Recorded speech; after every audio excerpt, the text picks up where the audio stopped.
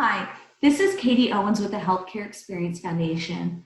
On behalf of our team at HXF and the Maryland Healthcare Education Institute, I want to share with you the second of our three-part series. We're going to dive into the care's behaviors in crisis. And so our approach to highly reliable patient experiences is built upon a layered approach of these 5 skills: confidence, projecting hours, and building up patients and their loved ones, anticipating 3 distinct needs: clinical, emotional, and safety, respectful communication with our verbal and nonverbal skills, deploying practices to engage patients and their family members in care and process, and either saying thank you or making a safe transition to own that lasting impression. So let's dive into confidence. We have 15 seconds to make that first impression. And when we're meeting someone or interacting with them, they are evaluating us in the most primitive part of their brain to answer 2 questions.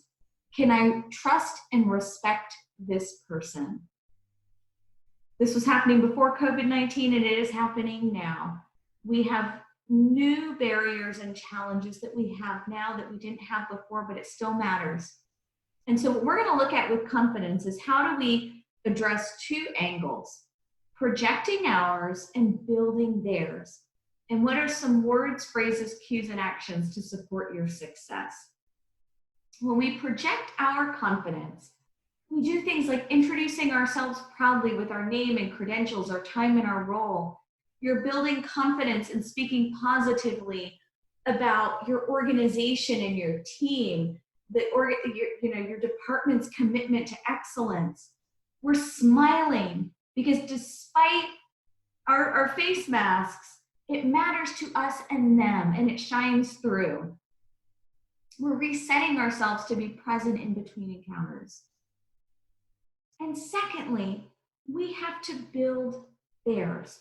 Being a patient is scary no matter what. And now with visitor limitations, we have to work even more diligently to build their confidence.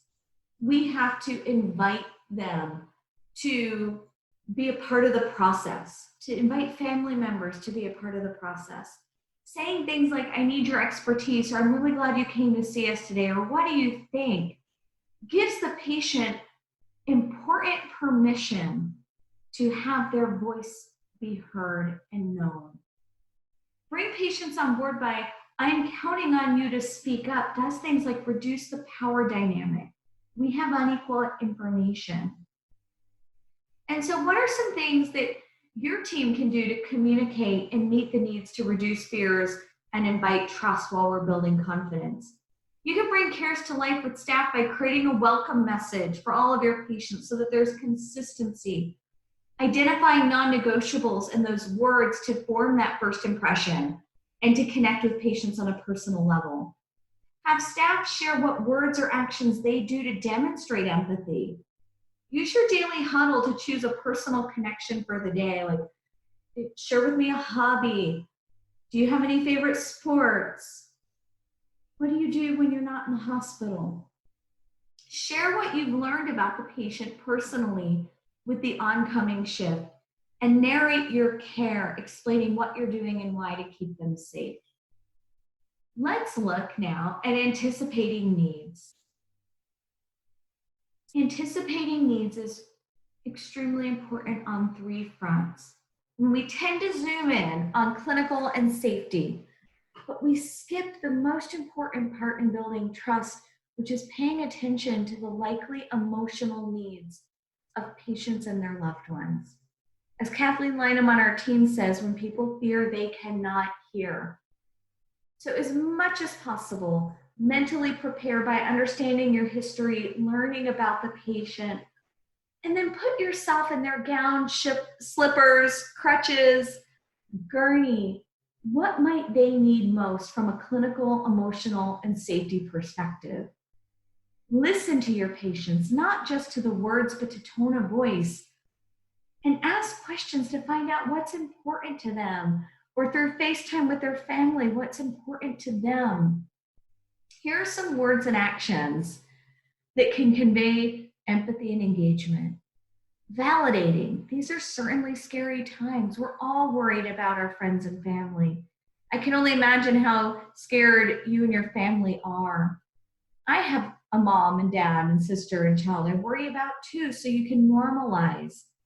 Maintaining eye contacts, looking for kind gestures or virtual hugs, doing things that we may or may not do all the time, like offering to say a prayer, using the whiteboard for connection, asking questions to validate retention over video technology or with your patients. CARES is about you delivering that experience, because your work matters and we want to support you when you need it. Thank you.